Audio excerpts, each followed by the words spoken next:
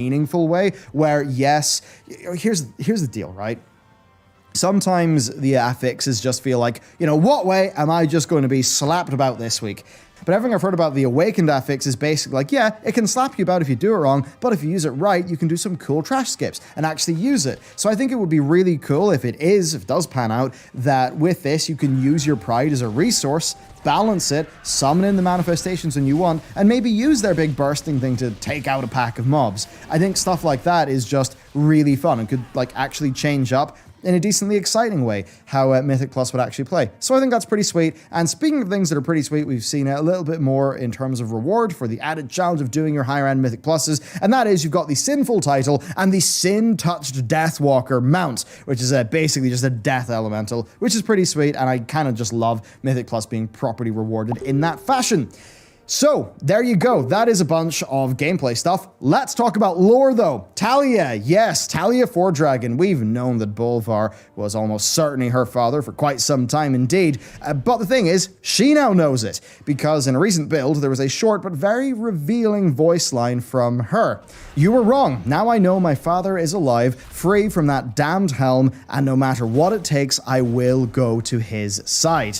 So, yes, Talia Fordragon, her father, Bolvar, of course, had his bizarre fate in the Wrath of the Lich King expansion, and now Bolvar is basically the Magni of this expansion, right? He's a major centerpiece character who's going to be super important in the Shadowlands following his defeat at the hands of Sylvanas. So it's pretty darn cool that his daughter is now aware of his situation, and I'm just really excited to see when is she going to go through that portal and actually join us? Because there's so much that can go on there that's really cool in terms of the lore.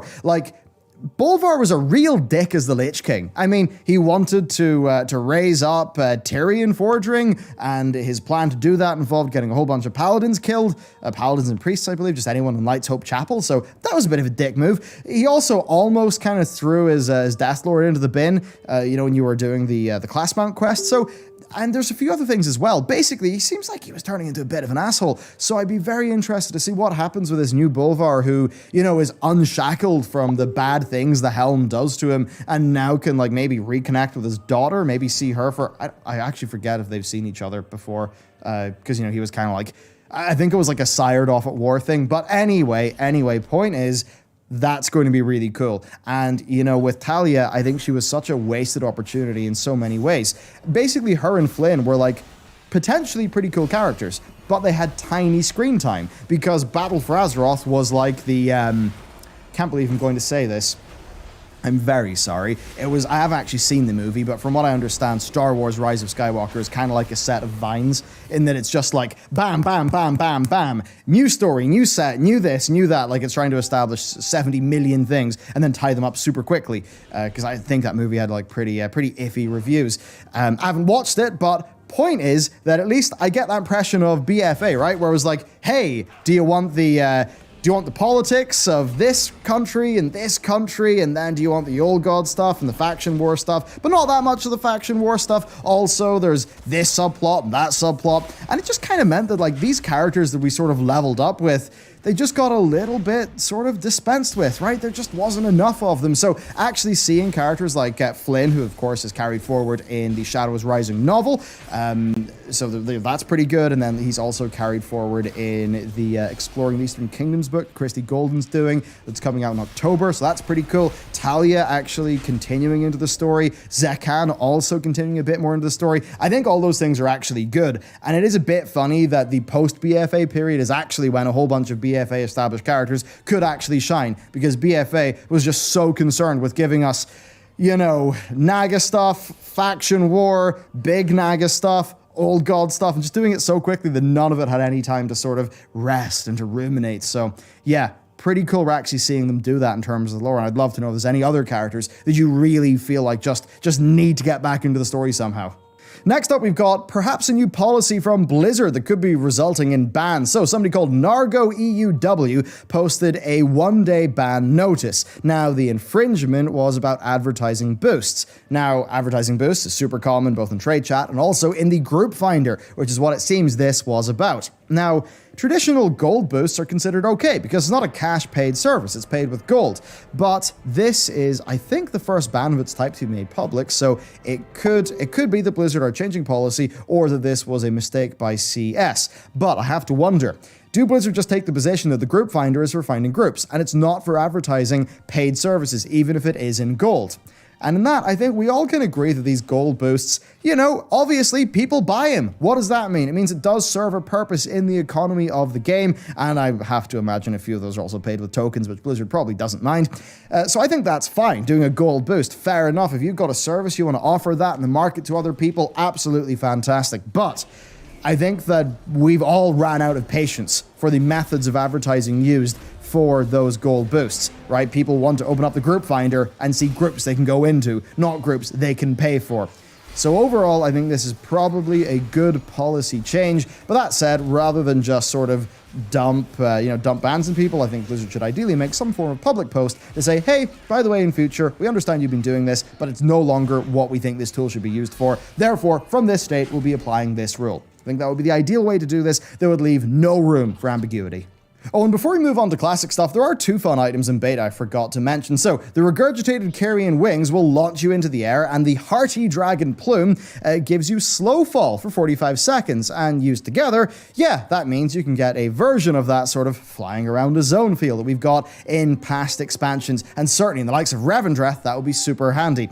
And that reminds me, of course, of, the combos like the Falling Flame, then you moved into Warlords of Draenor, there was a version of it too. You get Aviana's Feather, the Rock Brule thingy, and the Emerald Winds in Legion, which was super powerful for like a week. Then it got nerfed into Oblivion, but still going to the top of the big tower in Suramar or High Mountain and just flying about the whole place was super cool. So I actually like how Blizzard, how they're going to be doing that. And then to top us off, we've got obviously cool stuff going on in Classic because the first Anchorage War effort was completed in just 14 hours over on Sulphurous US, and it was mostly done by a guild called Grizzly from Reddit, who supplied a rather staggering 98% of the war resources, so well done to them. Now, further to that, the Scarab Lord quest chain now only needs one run of BWL after next week's reset, and that will basically mean the resources are in, the 5 days required for the resources to get to Silithus are counting down right now, and there's only one reset between, now and, the Scarab Lord getting into the raid. So it could all be done in a tight 7 days, which would be 12 days faster than the record set in vanilla itself. Now, most servers are hot on the heels of Sulphurous, though, basically all but the smallest players are going to have their gates open within 14 days. A pretty cool situation seeing it all happen again, though, and once that gong is struck, of course, every other player will have just 10 hours to make their way down to Silithus to actually get Scarab Lord for themselves, and hopefully this time around, the server stability will hold up. Now, that said, if you want to learn more about this and how it actually played out, guess what? We did a full-length special on it. So if you just want to know what the crack was, what the quest line was, all the intricate things players had to do, and I guess are doing right now, you can check out our video on that. But yes, always cool to keep up on Classic, and really with that, it's, just Nax, and then I guess TBC being announced at some stage. Probably would have been announced at BlizzCon, but obviously there's not going to be a BlizzCon. Anyway, that is it for the World of Warcraft news for this week. I hope you enjoyed it. There certainly was a lot to talk about. And you know what? Lots of nice things. Blizzard actually. Yes, I know it was 2 steps forward, 1.5 steps back, but hey, they at least listened and the discussion is happening, which is nicer, nicer than it has been in the past. So I think that's pretty good, and certainly lots of food for thought. And it's kind of funny how, Blizzard's talk of the enhanced choice we're going to be getting with the weekly chest, just how much more real it feels now that we actually have a UI for it. I guess it's just that sort of thing where you can really visualize how you would engage with that system. I certainly have found it to be like that. And now that I can visualize how I'd engage with that system and things like the Renown bar, I'm continuing to feel pretty good about this expansion. Anyway, that is it for me. Thank you very much for watching today's video, and with that said, I will see you next time.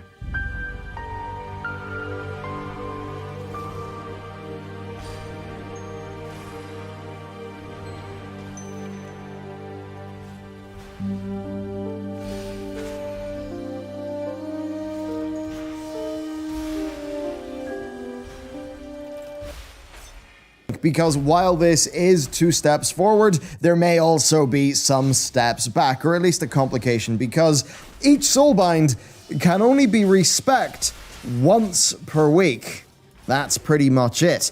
So yes, we're now in a situation where you're not going to be refarming soulbinds or anything like that. You will be permanently unlocking them into some sort of library, kind of reminds me of essences.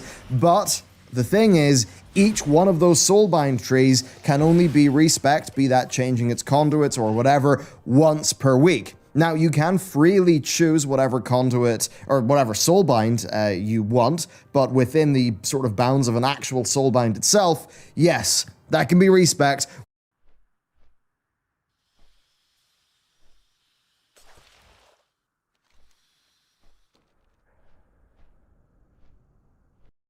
Now, before we dive into this full day of eating video, I want to let you know that this video is sponsored by Helix Mattresses. And this sponsored video came at the most perfect, ideal time ever because Steph's cousin Sierra is currently living with us. She just moved from Michigan to Austin, Texas, and we needed a new mattress in this house for her because she's living with us. And Helix sent over this mattress at the most ideal, perfect time ever. So thanks guys for sponsoring the video, and the full review will be at the end.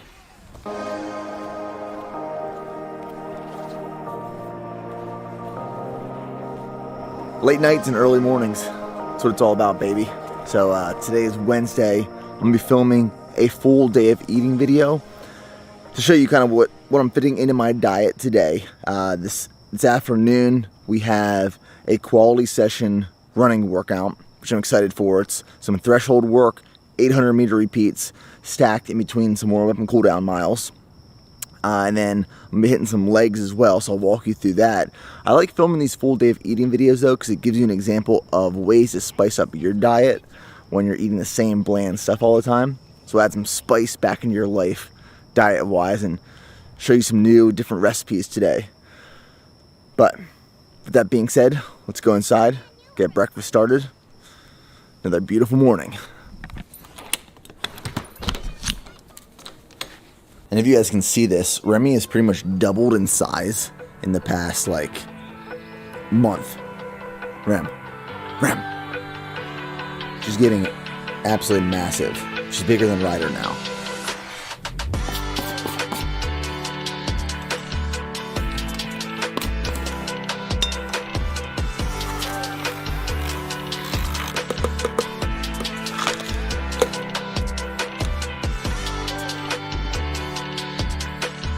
So first meal of the day, I call this overnight oatmeal, overnight protein oatmeal. If you guys have been following this channel for a while now, you know that I ate this pretty much from 2014 to 2000 and probably late 2016, 2017.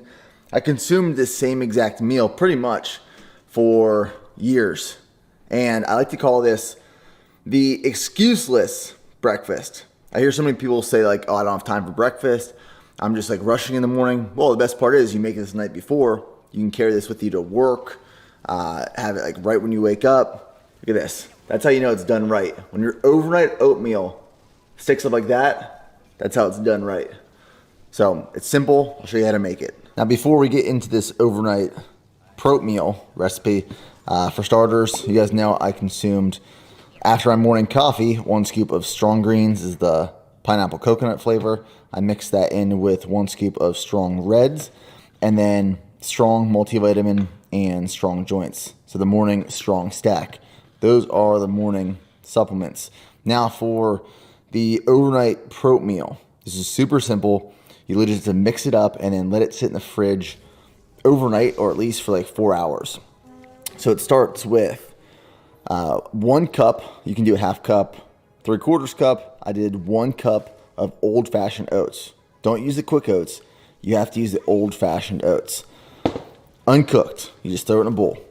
And then you do 1 tablespoon or like 8 grams of the sugar-free, fat-free Jell-O pudding mix. I either use butterscotch or vanilla or chocolate, depending on what flavor of protein powder I'm using. Then 2 tablespoons of peanut butter. You can also throw in like nuts or dried fruit to get some more calories in.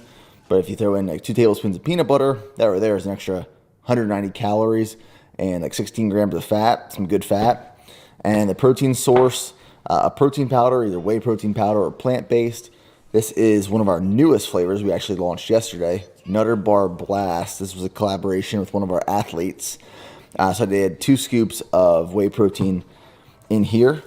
And literally all you do is you mix it up, throw it in the fridge overnight or for a few hours. And then in the morning, it's good to go. You can make it in Tupperware or a bowl and just take it with you to work or on the go, wherever you need to be. And I almost forgot. You guys are probably asking yourself, how do you mix up all the dry ingredients? Well, you can either use water or you can use milk. I use this right here. I throw some milk in there. I slowly add milk in there until it's the perfect consistency. You want it thick. You want it thick. So milk preferably, water works as well. When I was in the field with the military, I used to use water. But when you're in the comfort of your home, use milk. Now every morning when I wake up, I throw on this flannel or a sweatshirt, which is probably why you guys realize I'm wearing the same flannel or sweatshirt in almost every single one of my videos in the beginning. That's just like part of my morning routine. Wake up, throw it on, make some coffee, and start the day. So let's go to work now.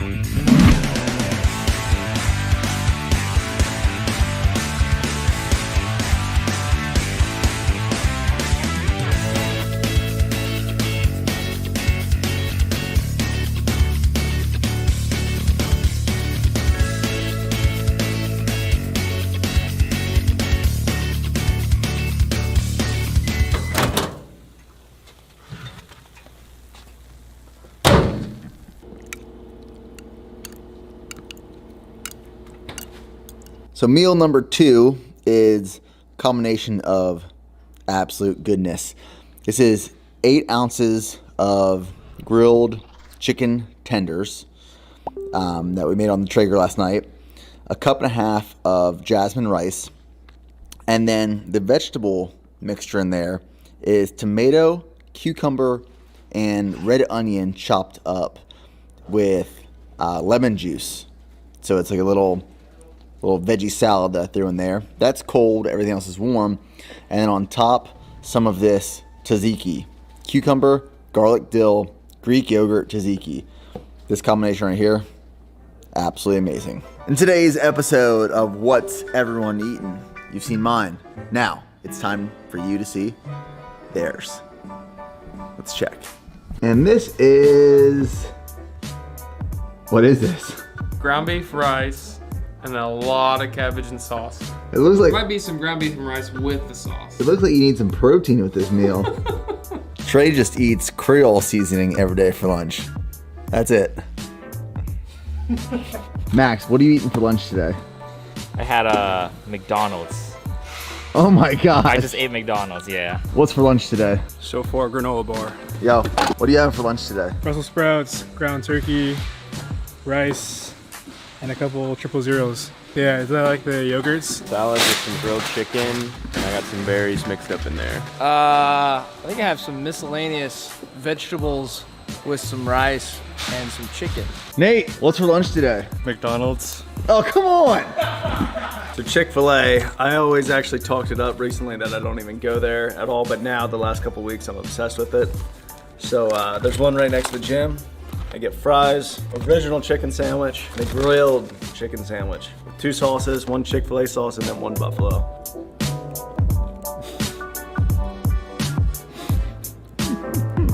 No, Explain to me the concept, dude. What time did you eat lunch yesterday? My lunch over the years has slowly gotten earlier and earlier. So, yesterday I ate lunch at 9:45 a.m. Today was a late lunch. Today was 10:30 a.m. But normally I eat lunch at 10 a.m. We'll just call it meal 2. Meal 2 is at 10 a.m. But yeah, it's an early one. Once one person goes to the fridge and gets their food, then it's like this chain reaction where everyone goes to the fridge and gets their food. So if I went and got my lunch at 9:45, and I see Jordan get up, go get his food, then Preston, then Trey, then we're all eating lunch at like 10 a.m. Get my camera back. All right, guys, we have Big Preston, also known as Cornbread, also known as Krusty, behind the camera. Show me your face real quick. Say what's up. Yo, yo, yo, what up, YouTube? No, I used to be a YouTuber. I might eventually get back to it. All right, in all seriousness, we are on meal number 3. Now, in my last full day of eating video, I had the comments of saying like, oh, you just use these videos to like showcase your products. That is not necessarily the case. Yes, I want to show how to use the Bare Performance Nutrition line within your daily diet, but I only create with a team products we actually only want to use. So that's why you see we're using the products we create every single day. So this is going to be a smoothie. We're going to use 2 scoops of the vegan protein peanut butter cookie. Going to use some of this unsweetened almond milk, unsweetened vanilla almond milk, frozen fruit. So this is some frozen strawberries and banana. Now, this combination right here is going to turn into kind of a peanut butter and jelly. So we're going to do like probably half this bag. It's actually it's probably 2/3 of this bag. Might as well just do the whole bag. About 2/3 of that bag there. I like them thick, so only that much. Ever since we got this blender, it has been getting used by everyone around here. 1 scoop, 2 scoops.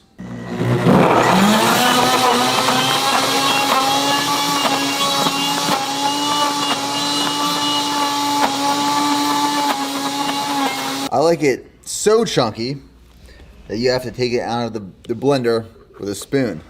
Doesn't pour in. Bam. Our vegan protein it's pea protein, it's watermelon seed, pumpkin seed. With a plant-based protein, it's going to be a little grainier. However, if you do have issues with whey, stomach discomfort, gas, bloating, some people do, a plant-based protein is going to be a good option for you.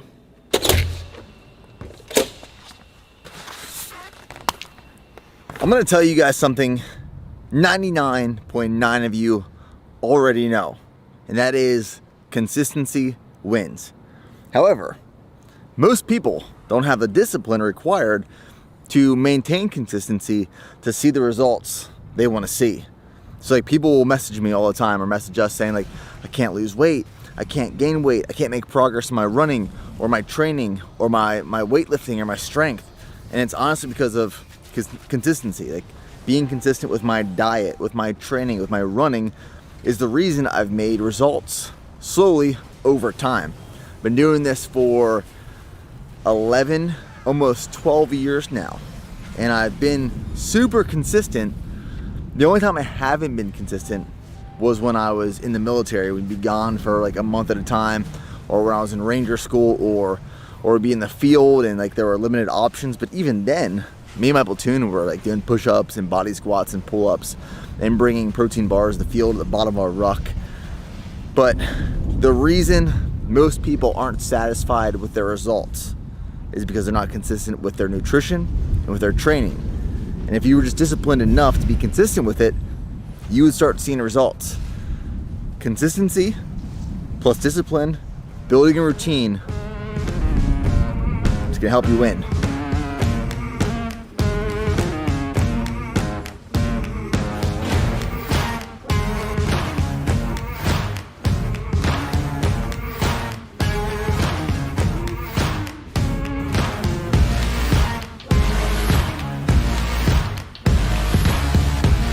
To this day, my favorite running shoes are still the Nike Vaporfly Next Percent. Absolutely love them. Today is some speed work, so I figured I'd throw them back on.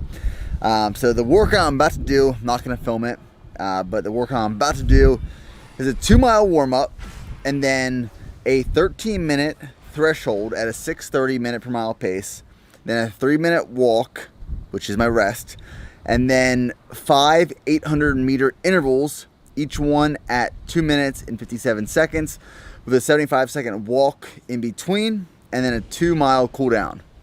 Looking forward to this one. So here we go. Run is complete, and as soon as we took off for the run, Trey's behind the camera right now, we were both running. This massive headwind came and trailed us the entire time. It was quite a juicy one.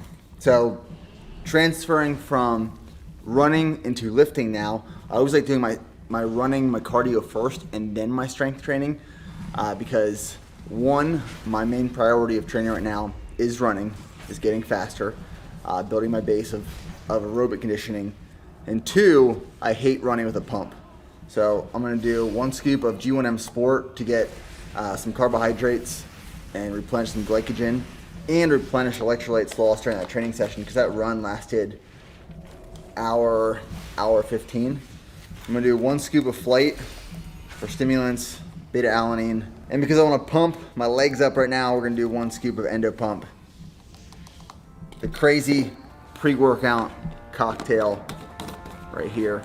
Honestly, like at this point, I don't even check flavors, I just grab something from the shelf.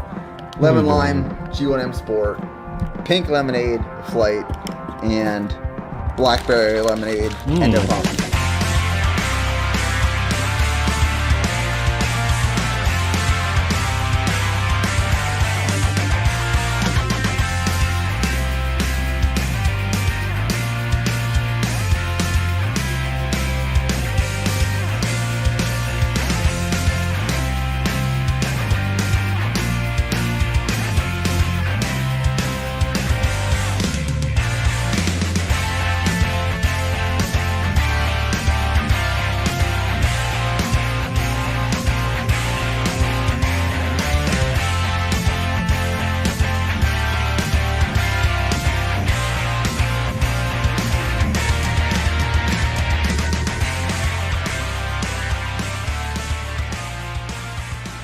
So just got home from the workout. The training session was legs. So I started with a superset of stiff leg dumbbell deadlifts to hit hamstrings. Superset that with leg curls. We've had these crazy birds in our backyard lately that are making the worst noises. It sounds like someone's getting attacked. I don't know what it is. I'm gonna get a BB gun and shoot it. That's what I started with, the superset of leg curls and dumbbell stiff leg deadlifts. Then I went into barbell squats and then dumbbell walking lunges. So just hit some little bit of volume and strength training after that. Pretty intense workout. That runs it. My mind's all over the place. I'm so hungry. After the quality session, running session today.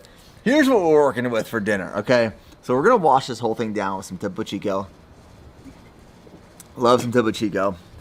This is a kale salad with feta cheese, dried cranberries, cashews, and then an Italian dressing on there. And then here's the money. This stuff is amazing. Steph makes this. This is orzo with butter, Kerrygold's butter, cheese, and spinach. So we got some orzo right here, and then grilled chicken thighs. So I'm going to absolutely just dive into this deliciousness. This orzo recipe that Steph makes is one of my favorite things in the entire world. It just melts in your mouth. Money. Money. All right, Steph. Yes? Give me a tour of the bathroom remodel. So the bathroom is officially done as of today, 100% completion. They started Memorial Day. So this is the beautiful shower. It is a nice white subway tile. We added this nice little niche right here so we can put all of my shampoos and conditioners and products. Then we have the floor, which is a nice little hexagon. We got some frameless glass doors, which is very sleek, very high quality, very thick, nice glass with some matte black hardware. So then we'll move on. If you wanted to pan down at the tile, this tile is very modern, farmhouse chic. And I designed this whole bathroom. I didn't design it myself. I got some inspiration from Pinterest, but it turned out the exact way we wanted it. So pan to the vanity. This beautiful custom handmade oak vanity, which it took me 3 times to get the stain right. A nice white quartz countertop. Some black matte hardware. We got some shiplap. You know I can't have a room without shiplap. Very farmhousey. We got the black framed mirror with the lighting.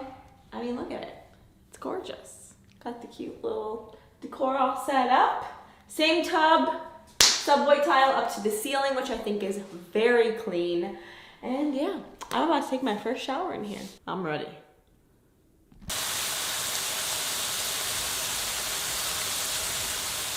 So right now I am prepping some food for tomorrow and some lunches. So rice in the rice cooker. I'll prep a few meals at a time. And then, I just have these little Tupperware containers here. We get HEB. And this is ground bison that I just cooked up and seasoned. So we'll make some meals for the next couple days, some lunches.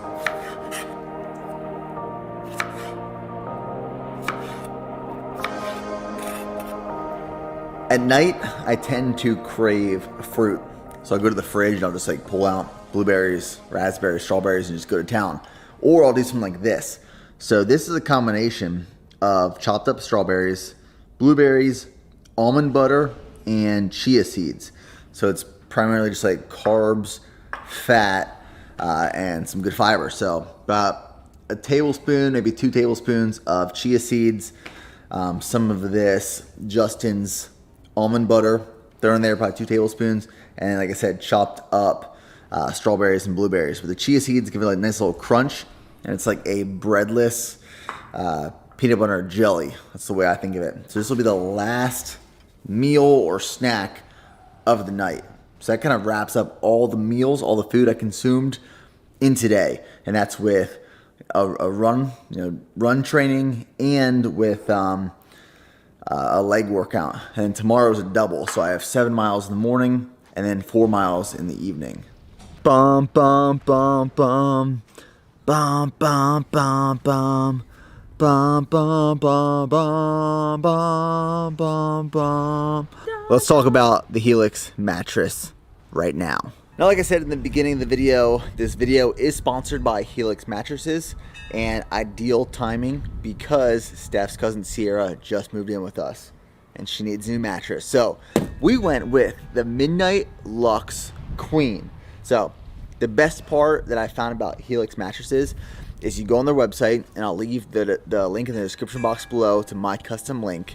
You go to their website and you take a quiz. The quiz asks you like your height, your weight, what size mattress you want, are you a single sleeper, are you sleeping with someone else in the bed, how do you sleep on the bed, are you on your side, are you on your back, are you on your stomach, what pain points you have in your body while you're sleeping, and then it helps select a mattress for you through this quiz. So super simple. You order the mattress online, it comes in this box to your house. We're gonna drop it, we're gonna lift it. The Helix Midnight Lux is a mattress designed with a medium feel top of the bed, not too firm, not too soft. It also features side sleeper pressure relief and balance support for the right amount of give and take. That is the one we went with. Let's take it inside.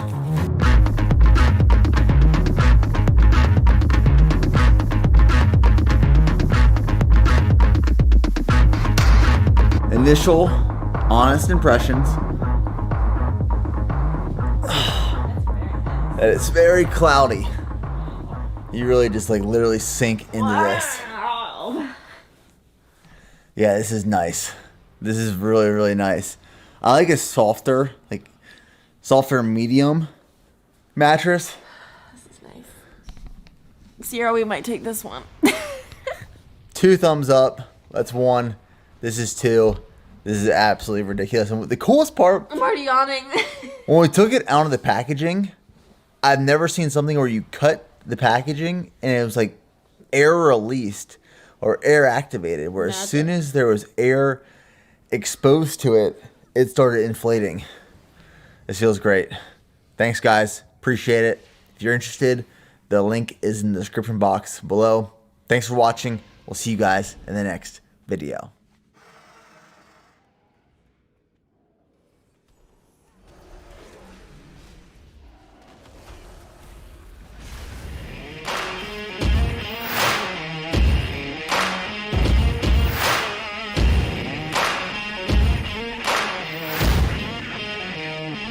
All right, guys, so this morning's workout, it's 8 miles total. We have 2.5 mile warm up, followed by 3 mile marathon pace. So I'm shooting for like 650 minute per mile pace, and a 2.5 mile cool down. So this is one of the things me and my coach have been putting into the programming a lot lately. I've really been enjoying it. It's incorporating all these miles and getting this volume in, but stacking a marathon pace or even a threshold run in between some warm up and cool down miles. So that's the plan today. Let's get it.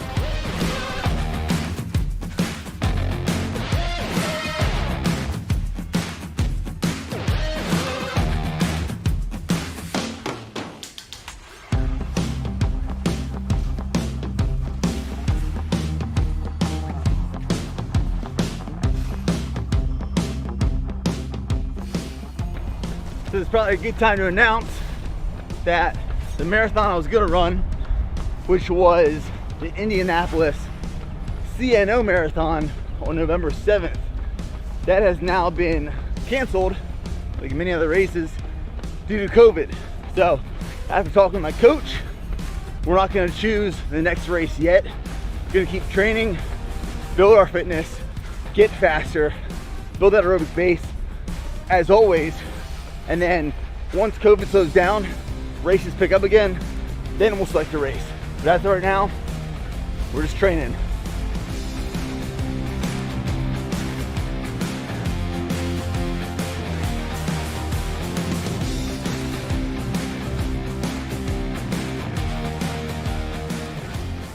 Now with that being said, the race is canceled, still training.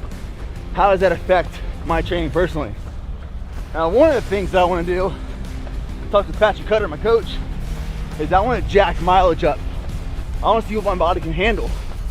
So after talking to Patrick, we're going to work to get mileage, that's weekly mileage, up to 75 miles a week.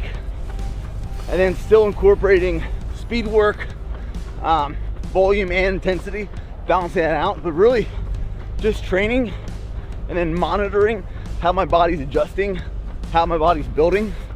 And then like right now, like each week is programmed on its own. So 1 week of training it's programmed based off progress, how I'm feeling, auto-regulating workouts.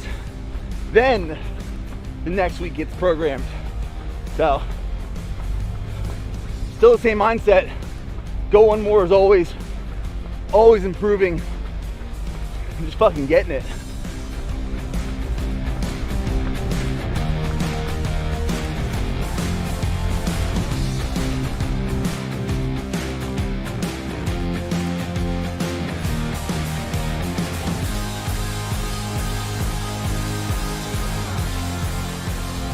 Alrighty, so 3 mile marathon pace is complete.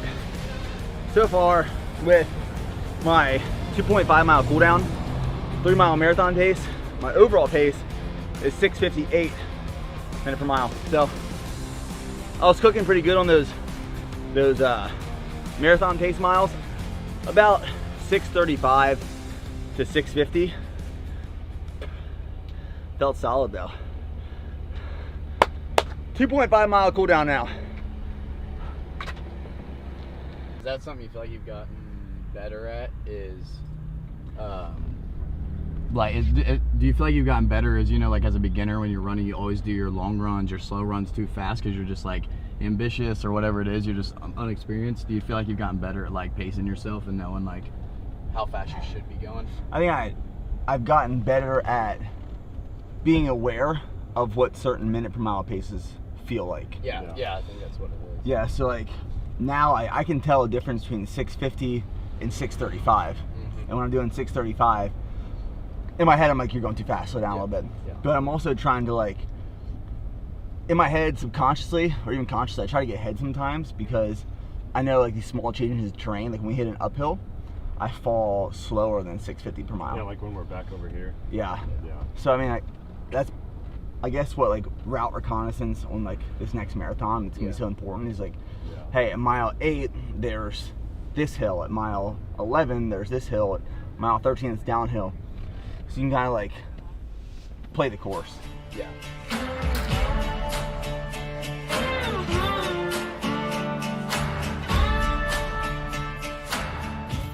What do we got here? Little Chipotle for lunch. Haven't been on my meals since we got back from Florida, but it's been a while since I had Chipotle, and it's just as good as I remember. It looks delicious. What do you got in here? Double rice, double meat, black beans, mild salsa, hot salsa, veggies. That's it. Little Cholula. I like it. You know what's one of the best feelings in the world? I personally think so. Is that when you wake up and you start running and it's dark, and midway through that run, the sun rises. And you see the sunrise, and it's like breaking through the trees, and you can see it rising right in front of you. Didn't happen today because we started running a little bit later, but 90% of my morning runs, I'd say 98% of my morning runs start before the sun rises. And then midway through, I start seeing it peek through. It's the most beautiful, amazing thing ever. I love it. And it sparked the idea of something that I want to talk about, which then sparked the idea of, I want to talk about three things. Three things that I've implemented into my life and that I follow and make a routine that have changed my life and have positioned us to where we are today. So let's talk about those three things.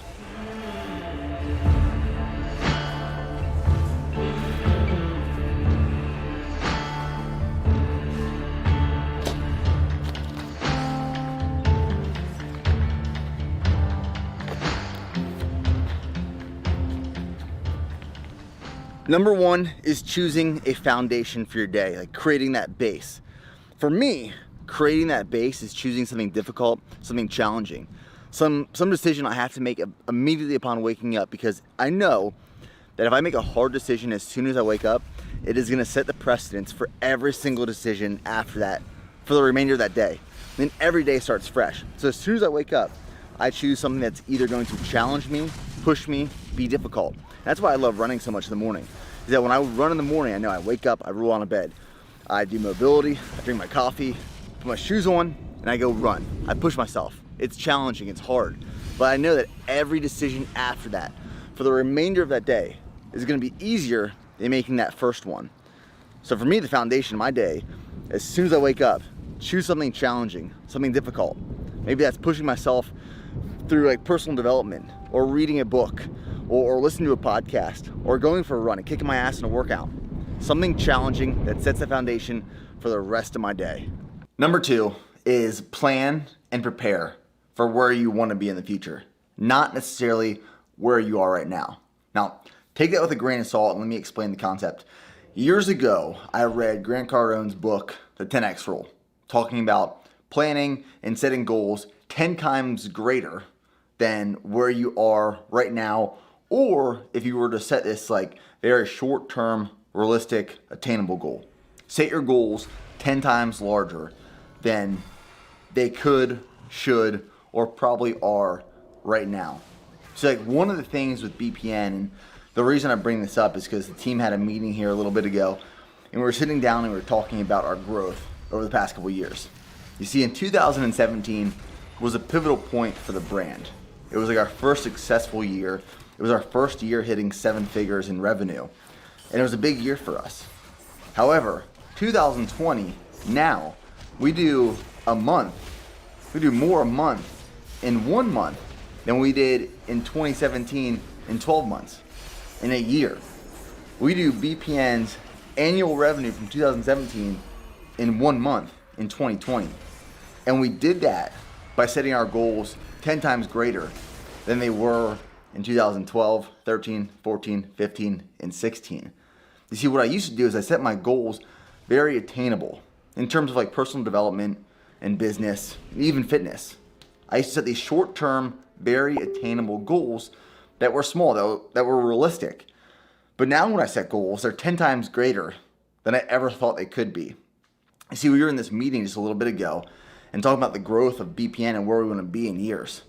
You know, we talk about ourselves now, we plan and prepare like we are already a $100 million brand. And when it comes down to setting things up budget-wise or what we can actually achieve, well, then we scale the planning back to what we can afford, or we can budget, or we can resource for where we're at right now. But in 3 to 5 years, we will achieve that goal of what we're talking about right now, because we're setting our goals, we're setting our sights so far. So whether it's business, personal development, fitness, your career, whatever it is, set your goals for where you want to be. Start planning, preparing like you are already there. And then scale back the resources the budget, what you can actually handle to push yourself further. I'm telling you, Grant Cardone's book, 10X Rule, it's powerful. Implement it. To drive this point home a little bit more, let me bring you to the cardboard cutout. Now, this is a timeline right here. This is where you are today. This over here is where you want to be. That's your big goal. It's your big. The dog passed away in 1998 at the age of 9. Now take a look at this.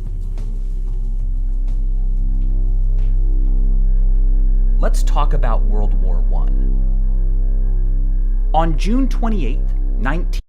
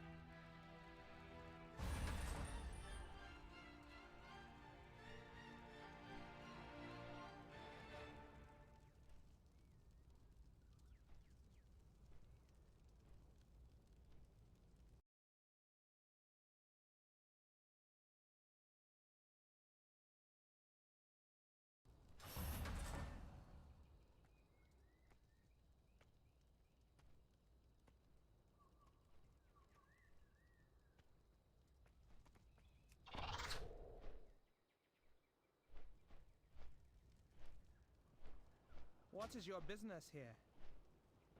I am sworn to defend the royal family.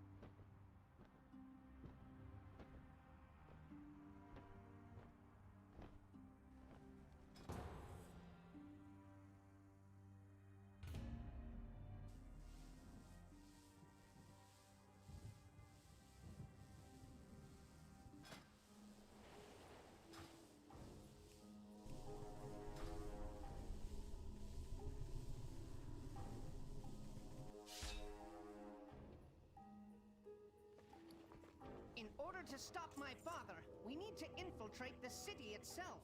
And that means passing through the Robodrome.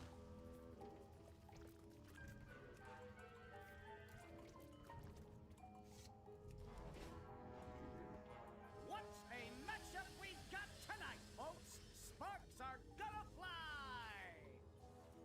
Wait, what's this? Some surface dwellers have unwittingly stumbled into the arena!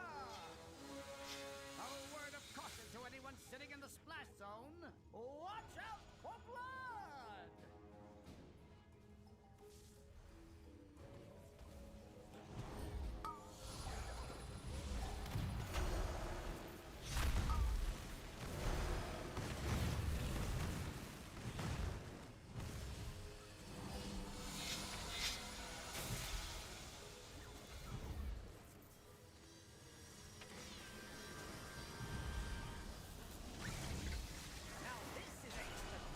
Anomaly, our visitors are still alive!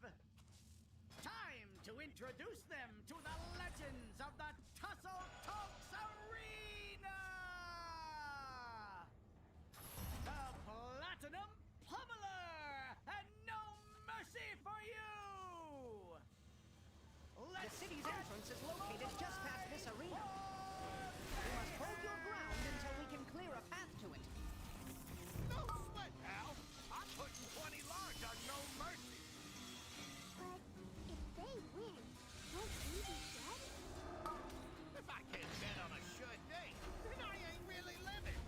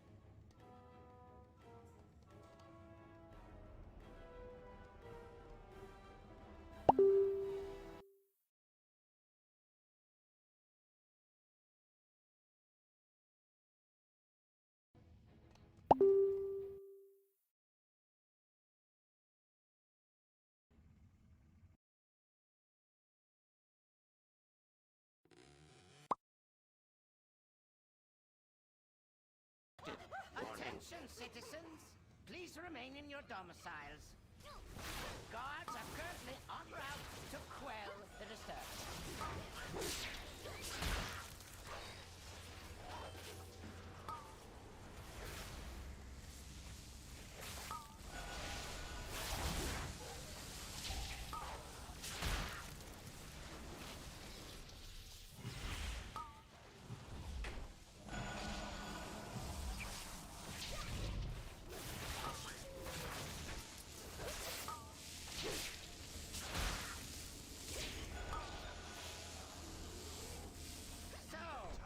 Dismantled a few of my lesser inventions. Let us see how you fare against something more advanced.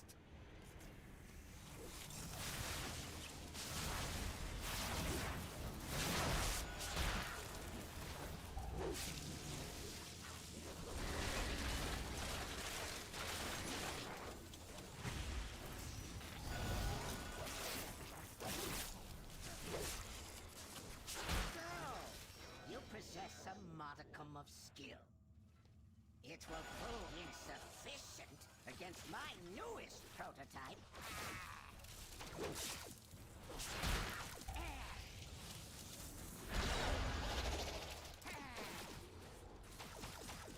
The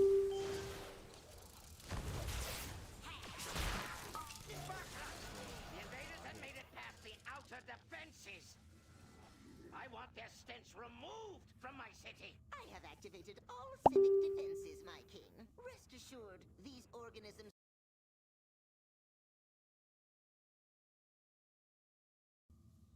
Do not allow these bots to detect you. Remaining within the steam...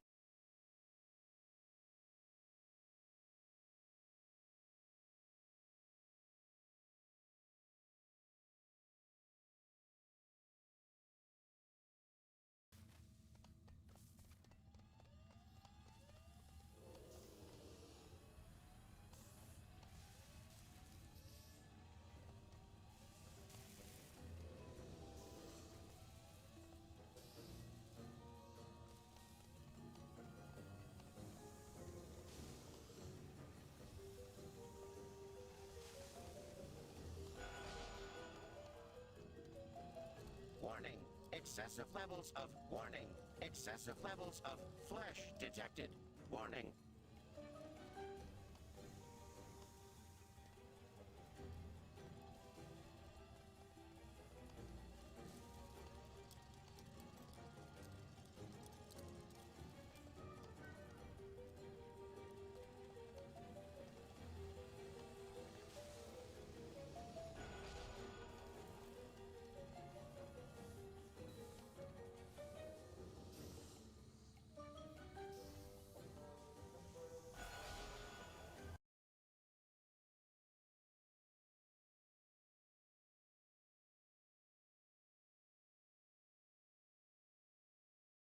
It's something that I always struggle to deal with. And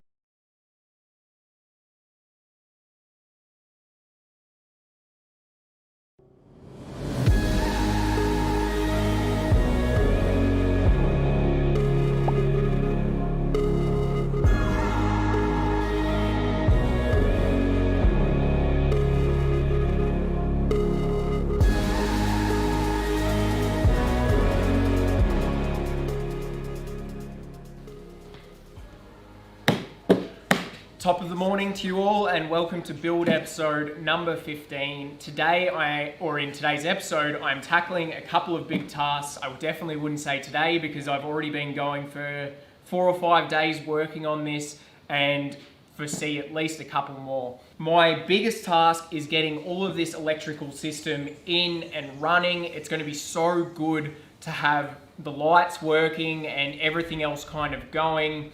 But I would be bullshitting you if I said I'm excited about actually hooking it all up, because the electrical side of the van build is really daunting. You know, I'm not an electrician. And as you guys know, if you saw, I'm putting in 2 200 amp hour lithium batteries. And that in itself should tell you that this is not a cheap system. I have got a really high-end Xantrex inverter going in that is awesome. I had one in my last van. They're they're bloody awesome. So I'm looking forward to using that to power blenders, coffee machine, everything like that. And then I have the Redarc Manager 30, and what this is a total battery management system that is going to ensure that my batteries stay super healthy, because when you spend a lot on a battery, you want them to last a really long time. But I don't want to get ahead of myself, because before I get into the electrical system, if you remember last week's video, if you saw it, then you'll know that I said I tried to make the overhead cupboards and I screwed them up. So this week I've had another attempt at making the overhead cupboards, and the reason I need those done now is because one of my electrical compartments lives in the overhead cupboard. So this was my first attempt.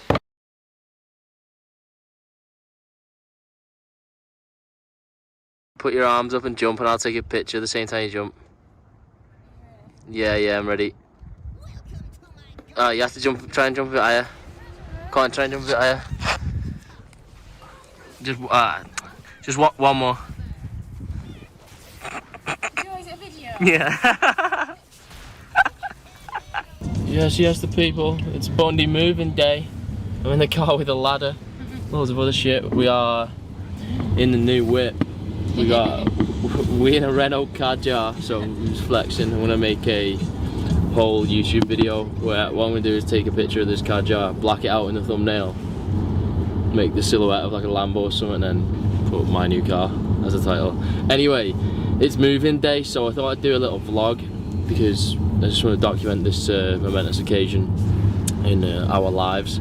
So we are on our way now to get the keys, and then we are gonna pretty much just fucking paint all day. You're not supposed to paint straight away because like the walls crack and stuff like that, because it's just, you know, new house teething stuff. But we're just gonna do it anyway. So that's it. We've got Tesco meal deals. We're loaded up. We're ready. We'll see you there.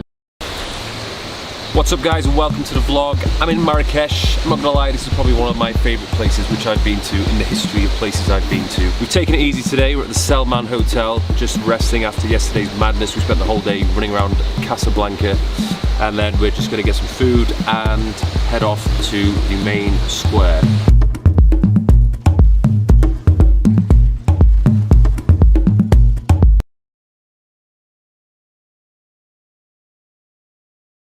Mechagon's tower.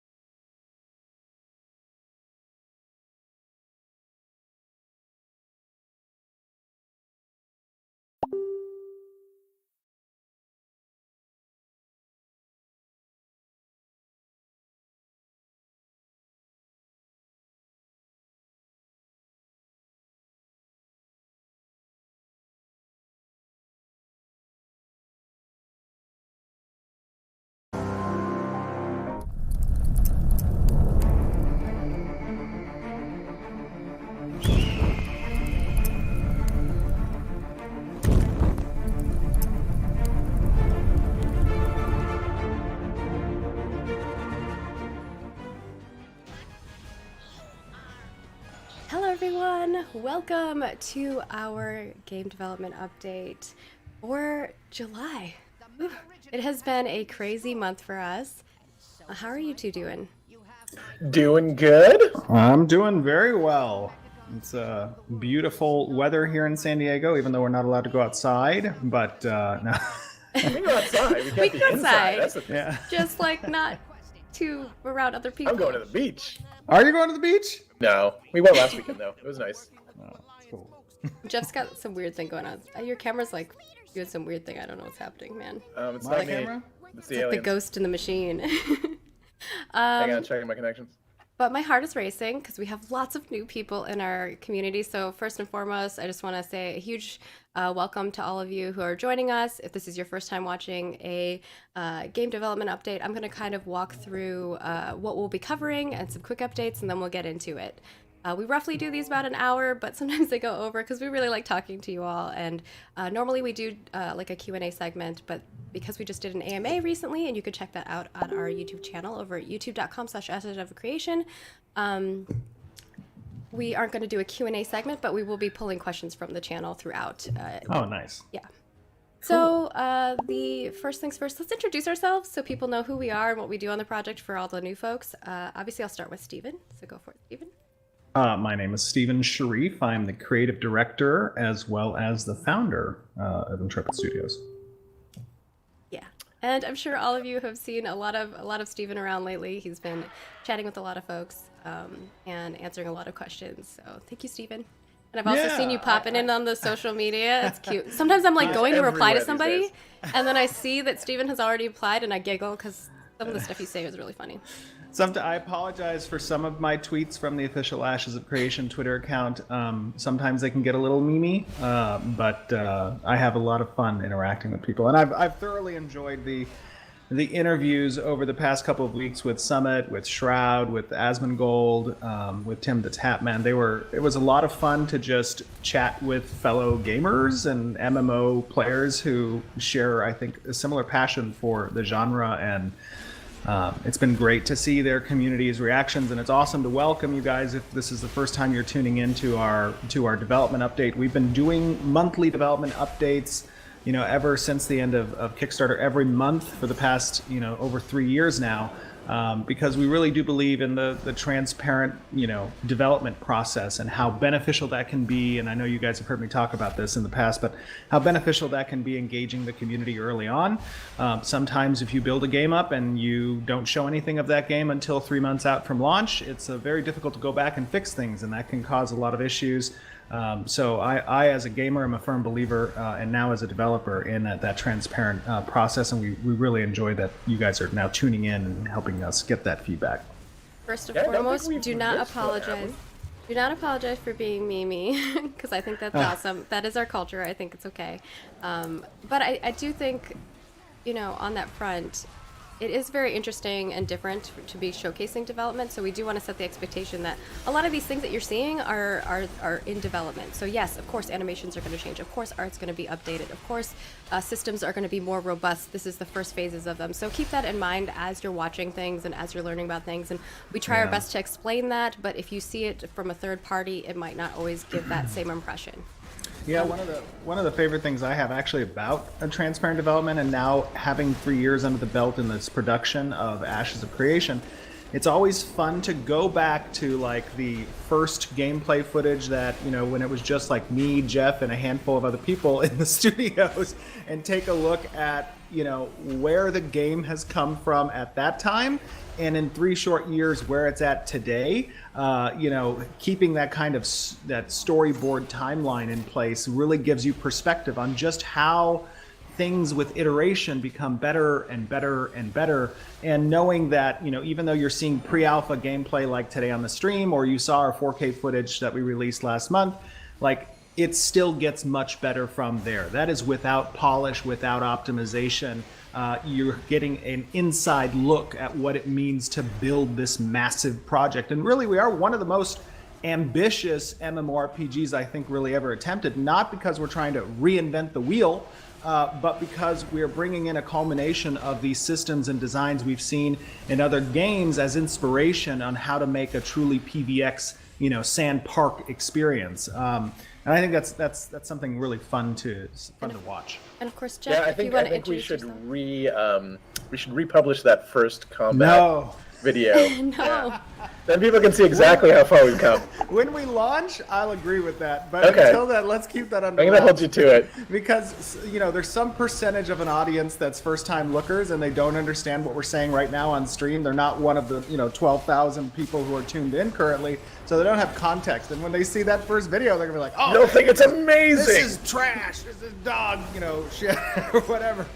So we gotta be cognizant of that. And of course, Jeff, if you want to talk a little bit about what you do on our team and all of that jazz, because we haven't gotten to you yet. I am Jeffrey Bard. I am the lead game designer for Ashes of Creation. I've been with the studio for 5 years now. It's been a while. So we like making fun games, and we're really excited to share that all with you. Yay. Awesome. So quickly, I'm just going to go through what we're going to be covering today. We're going to be doing a studio update as per usual. Steven usually handles that. We'll be doing a design update. We also have some gameplay footage for you all, because I know you always ask. We will be talking about kind of harvesting and gatherable stuff. So if that interests you in crafting and things of that sort, definitely stay tuned for that. On the environment side, we'll be doing an environment update with a lot of goodies from there, as well as a character update with some information from that front. Now, to get through the quick updates, just because I want to get through those really quickly, I'll try to go fast. I will switch over to another scene quick. Oh, and by the way, for those of you guys first time tuning in, these development updates aren't always really grounded in gameplay footage. You're going to see some gameplay footage, but really this is kind of about, I guess, showing the process of what it takes to build a game. So you're going to see a lot of art-related stuff. You're going to see models of characters and creatures and mounts, and you're going to see, effects and design discussions, and, pretty much really this is focused on what it means to develop a game and less around marketing or hyping, so to speak, the gameplay footage, as, you may have experienced with other games. So just keep that in mind. The context of our monthly development updates are really focused on the production of the game. Yeah. All right, I think you peaked whenever you got excited there. Oh, did I? Was I loud? So the first thing that I wanted to showcase was that we do have new emotes on our Discord, so definitely go check those out. We have more coming along the way as we lead up to Alpha, so definitely check them out. Jeff really likes them. As he was watching Mike make these, Mike's our graphics guy. Thanks, They're like Mike. my favorite thing in the entire world. Yeah, he walked by, he's like, what is that? So cute. But yeah, this is Nick and Fee, or Fee and Nick. No, Phoenix. Get it? They're amazing. We kind of have like these little characters. We have like a whole personalities for them. Nick is like the older brother. Fee's like the little sister who's always getting into trouble, and Nick's always cleaning it up. So we have a lot of fun with it. There's more emotes coming along. We're gonna try to get Twitch emotes. We know everyone keeps asking. Next, we have our packs. People have been asking me to let you guys know whenever those are going to be swapping over. These will be swapping over on August 5th, 2020 at 11 a.m. This is 11 a.m. Pacific, I should say. These are also noted in our news articles as we announce new sets, so you already know the dates whenever they're swapping over way in advance. So just keep that in mind because some folks didn't realize that was the case. We do have... And by the way, just a quick note on the pack stuff. I know we've been getting a lot of people asking how they can, purchase an Alpha 1 access. About 2 years ago, I suspended the sales of Alpha 1 packages, and that was primarily because we had already reached kind of the peak testing group that we wanted to have for Alpha 1 before we allowed additional people to come in. That may change in the future. It depends on how the testing will go. It would not change until after the initial stress testing and getting everything solidified on our end, where we feel comfortable that we can go above that 10,000 person limit that we restricted those pack sales to. So if that is something you're interested in, right now it's not available. You can always upgrade any package that you may own. But otherwise, if you don't want to buy a pack, it's perfectly fine. Just sit back. It's going to be not under NDA, so you can watch other people playing on stream. You can get people's kind of idea of the game and its current status, and understand what we've implemented from a core feature standpoint as well. Yeah, and we do have our bonus dev discussion up. This one is a little bit different because it basically came from the AMA with Steven. So we've decided to put out a multi-boxing conversation because folks were, it was kind of like a heated back and forth conversation. So we were like, you know what, let's kind of see what the community sentiment is overall. And then the dev team is going to take that report and kind of discuss it internally, and maybe we'll change our mind, maybe we'll keep it the way that we currently have standing on it. But you can go check that out over on our forums, forums.ashesofcreation.com. And we also will have another new dev discussion coming up in August as per usual, so stay tuned for that as well. We won't take one away, we're just giving you an extra one. Because Jeff has a long list of questions for us to get through, so we're definitely trying to get through those. Like a year's worth? Yeah, and the last update that I have for you all is, I'm sorry if I'm talking fast, I'm nervous. There's so many people here. Someone's like, girl, slow down. All right, I'm gonna switch over to another scene. We have this lovely statue that is still available. Our creative director's letter came out this month, so if you haven't checked that out, definitely go check it out. We did announce that our Leader of Men NPI testing will be coming up here shortly, and probably around mid-August, so stay tuned for that. We are currently trying to get everyone's NDAs signed, so if you didn't see an email come in, definitely check your spam and junk mailbox because we have sent those out. We're going to send out another reminder today for new folks who have upgraded, so if you get that email, please check it over the weekend, get us your information, and our CS team will start back up on Monday sending out those and getting you flagged so that you have all the information as we publish that to you all. Yeah, and just to be clear, anybody who registers between now and when is it, Margaret? September? Yes, I was just going to say that. So this will be for anybody who has registered from April 7th, 2020 to September 7th, 2020. And we'll do, 12 a.m. or 11:59 a.m. or p.m. PDT. Yeah, and there's no purchase behind this. All it is an account registration, so you can participate in the forums and get involved in discussions. Anybody who registers on the site gets this as a home decor item. It's going to be a pretty cool little item that signifies the struggles that we as humanity have gone through now with COVID. And are continuing to go through. It'll have a little bit of some effects as the portal there, and will be placeable in your home on a table or a mantle, stuff like that. Yeah, it's beautiful. I'm so excited. So that is it for our quick updates. So let's get right into our studio update. If you want to take it away, Stephen.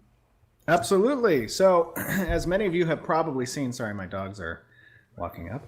As any of you guys have probably, I can't, the little thing, the camera's on like this tripod thing. The little thing. Now, anybody who's been following, our socials may have noticed that we have now begun our next round of hiring. We have listed 24 positions that are available at the studio. I was a little bit hesitant early on with this COVID crisis to initiate that next round, but honestly, we waited as long as we could. It's not, looking good from a coming back to the office standpoint with the working from home condition, but the team has been really amazing in maintaining productivity. As a matter of fact, being actually more efficient and working from home, as we've noticed. But the onboarding process while in a work from home state is obviously difficult.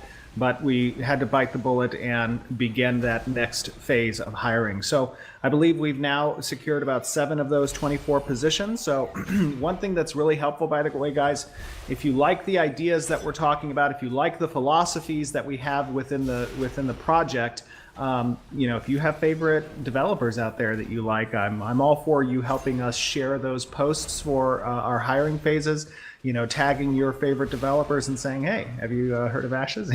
Yeah, I am unabashed in that sense. So don't worry about doing that. This is a very cool project, and it's something that I don't think too many developers will get a chance to work on. Where where we're at right now, and kind of the amount of contribution that you can make to the project. For a project that is this big, you get to work on a lot of really cool, interesting problems, and kind of be on the bleeding edge of MMOs. So don't be afraid to share that.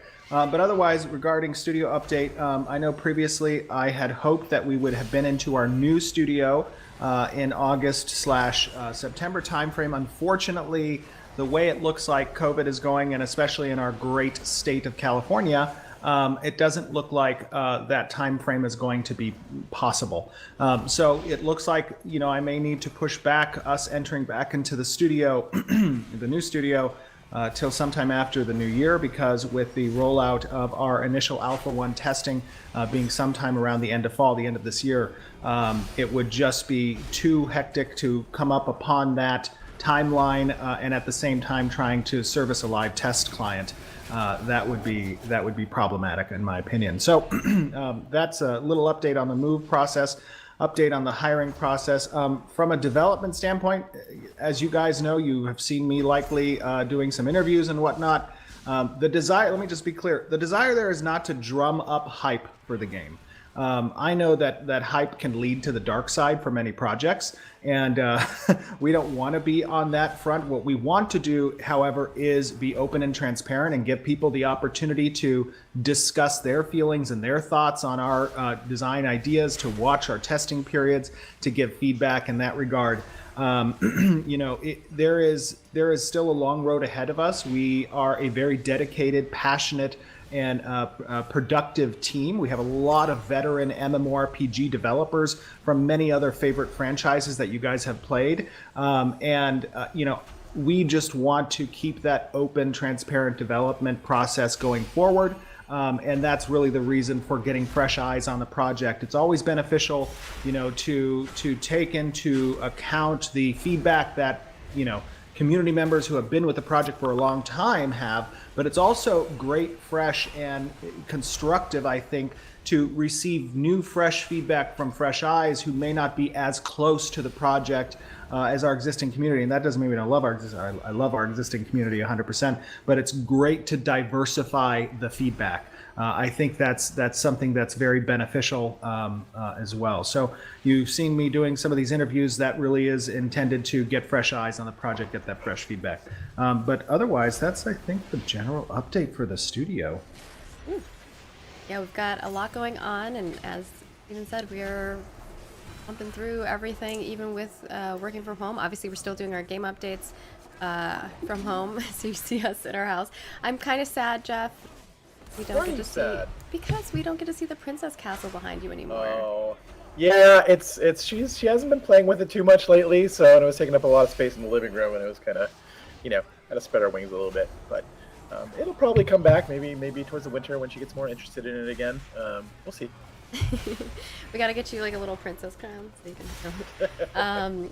So moving on over to Jeff. Speaking of which, let's talk a little bit about the design team and what you all have been working on. And we do have a lot of footage, so we have some cool particle effects updates that we're going to showcase, as well as a 17-minute long video. So we're going to show that off as well, and then we'll come back and we'll chat. So let's. Yeah. It's been we hit our big milestone kind of back in May. And so the time that we spend after that is sort of catching up on other things, right? So we learned a lot of stuff from that test, and so when it comes to kind of figuring out where we want to go and what tools we need next in coming up to these next milestones that we're going to tackle. So a big thing we need are tools that allow us to scale towards the sort of massive game that we're trying to build right now. So the design team's kind of sitting down, defining all those tools, kind of figuring out what we need to do to move forward and do things like populate a huge, gigantic world. How do we do that quickly? How do we do that efficiently? And how do we do that interestingly? So we sit down, we write a bunch of definitions for engineering, and then they start building tools for us. And we're kind of getting towards the end of that process right now.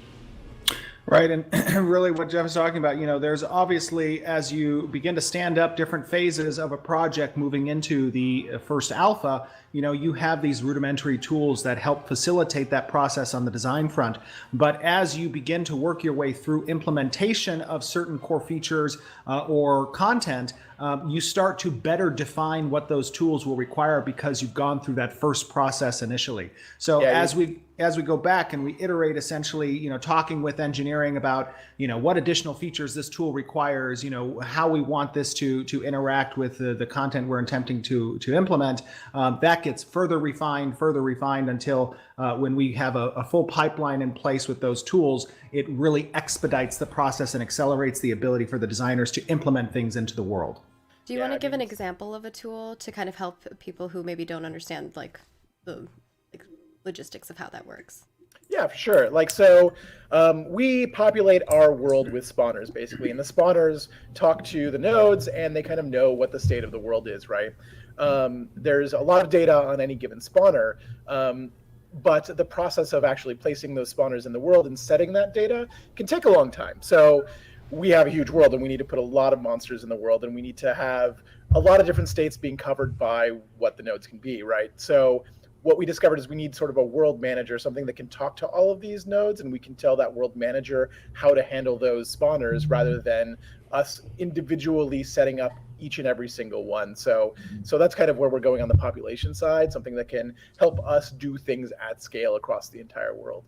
Because if you keep in mind, right, a node can have any number of states, right? It could be level 3 and an elf node, or it could be level 6 and it could be a human node.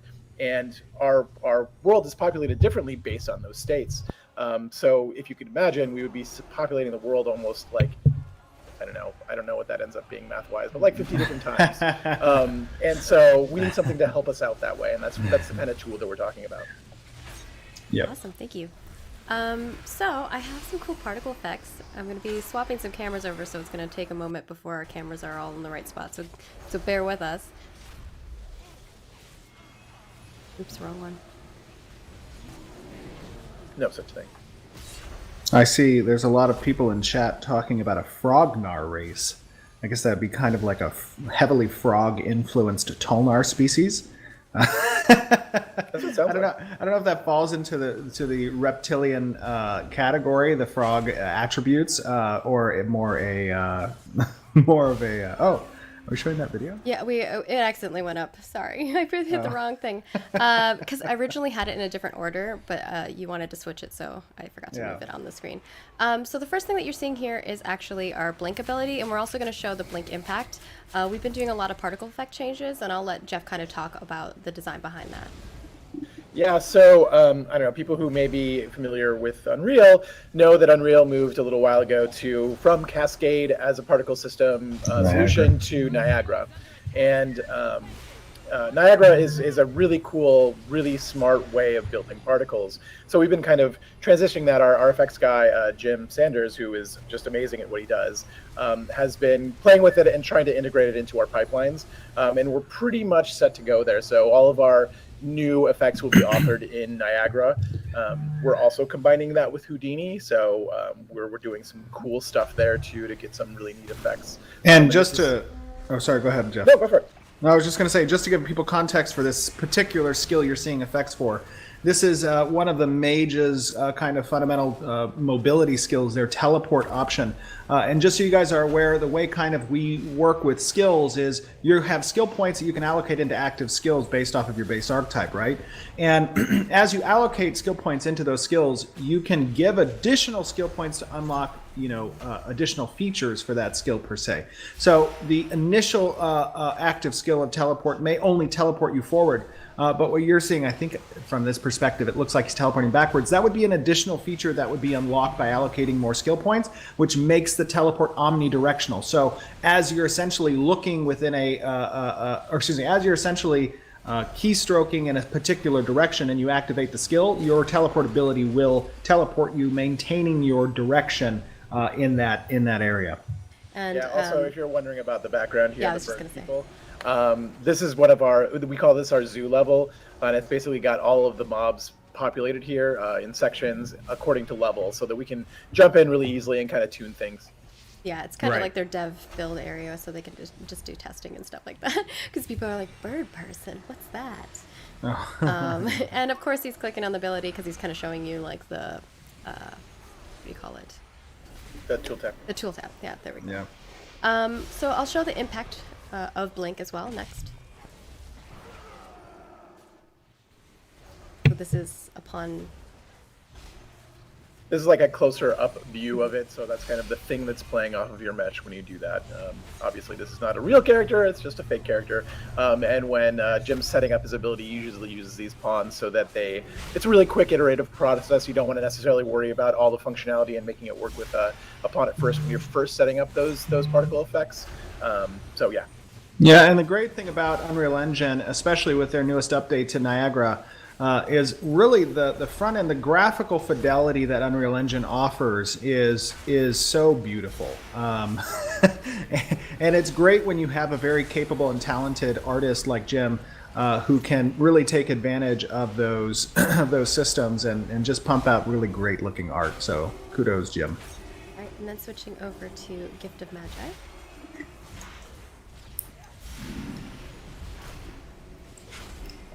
Yeah, so the Gift of Magi, absolutely. This is a skill I believe that the mage archetype has, which allows the mage essentially to grant a portion of their mana to a friendly character. So you're seeing, here this this updated effects for that skill. And one of the here is sort of the dynamic lighting that is happening on that effect. So that's kind of what he's trying to show off here, and then some of this volumetric fog. Yeah. But the way that it lights up kind of the whole area and is not just baked into it. Sorry. I was just going to say one of the directions that I've given Jim with regards to kind of the style of these effects is I'm a huge fan of volumetric fog elements incorporated into special effects for the characters and certain skills, and I really love the way that Jim implemented this. This fog appearance as well as that lighting just to illuminate even further the depth of that gaseous element around I think it's a really cool component of magic and arcane art from an immersion standpoint. Yeah, he's working on a lot of cool like fog and things of that sort that is really neat. The question that I had that was from chat was actually in regards to graphics and like different settings and what those particle effects will look like. I don't know if you all want to talk a little bit about that. Yeah, so as we enter into phases of optimization and as we're developing these types of effects, we're taking into consideration that players will have a scalability setting that they can tune, which is appropriate for their rig or hardware that they're running, that kind of lessens the load on the client in order to render these types of effects or these numbers of polys on the character, or essentially just having scalability options. So one of those in relation to the effects is players can scale that down so it's not as intensive on their rig. All right. I'm going to switch over to the prismatic beam.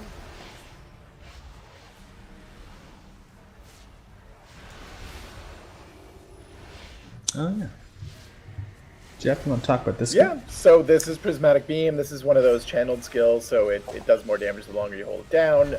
It kind of roots you into place, but is a really high damage, high risk, high reward kind of ability.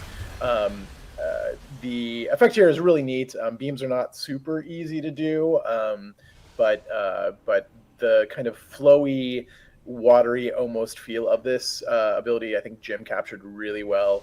It feels like a nice, awesome, powerful laser. I guess even better when you see some of the animations that are behind that. You really get a sense of like, oh, this is a very powerful thing. That's kind of, we always feel and flow is really important to us always, and this really captures kind of that, like, you are channeling some serious magic here. Yeah. All right. Yeah. Or did you have and something you to want add, to talk a little bit? You want to talk a little bit maybe about the difference between the tab targeting skills that we saw just previously, and how this one works from a line effect standpoint? Yeah, so we kind of split the difference between the different kinds of abilities that we have. We want to give people a lot of different opportunities to play the game the way they want to. So we have some abilities that are tab targets, some abilities that are dynamic, and then some abilities that are like purely action based. This is kind of falls into that latter category where this beam is going to go wherever you are pointing your camera. So you need to be on target. Otherwise, you can miss.